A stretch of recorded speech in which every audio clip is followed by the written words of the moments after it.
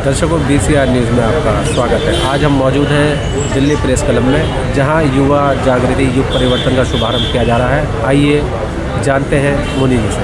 महसूस करके उन युवाओं को जागरूक करने का प्रयास किया है कि वो जागरूक हो जाएंगे, वो विवेक का प्रयोग करेंगे तो इस तरह के संत सामने नहीं आएंगे, जिससे कि संस्कार और संस्कृति सुरक्षित रह सकेगी। क्योंकि संत सुरक्षित है तो अपने आप संस्कारों से मुद्दों को लेकर के आप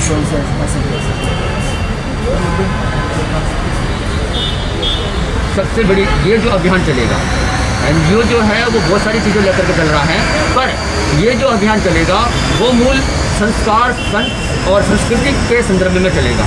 इसमें क्या है कि हर स्टेट में 30,000 से 50,000 के बीच कार्यकर्ता काम करेंगे, जो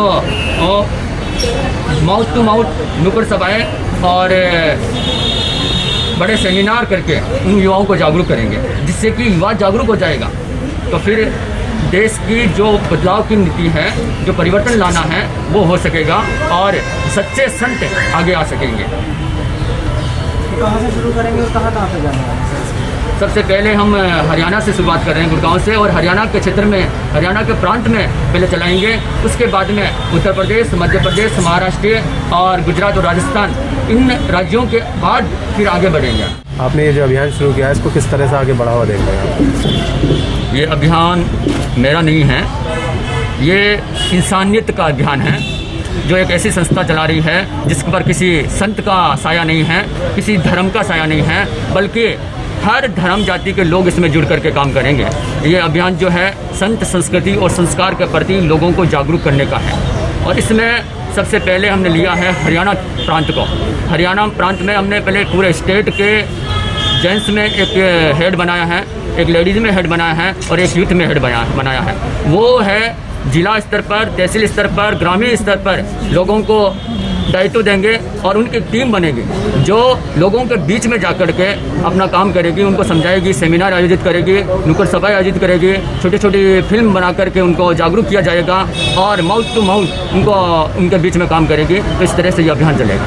ये आपने जैसे बताया हरियाणा से शुरू करेंगे, कहाँ तक इसको आगे विस्तार करेंगे?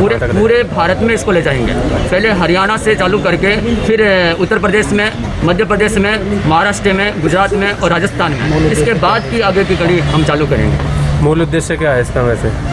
मूल, क्योंकि आज जिस देश जो विश्व गुरु कहलाता है, वहाँ पर जिस तरह की कुरीतियाँ आ गई है, जिस तरह के अपराध आ गए, दामिनी जैसे कांड हो रहे हैं, तो वो क्यों हो रहे हैं, इसके प्रति लोगों को जागरूक करने की ज़रूरत है। क्योंकि संस्कार और संस्कृति से लोग जब दूर होते हैं, और सबसे बड़ी बात चीज़ तो संतों के संदर्भ में भी इस तरह के कैसे जा रहे हैं, तो जो मार्गदर्शक हैं, जो भटके हुए व्यक्ति को राह दिखाने वाला है, वो व्यक्ति भी अगर उससे दूर है तो कहाँ तक संस्कार और संस्कृति सुरक्षित रह सकती है, ये प्रश्न मार्क है। इसलिए इस तरफ लोगों को जागरूक किया जाएगा।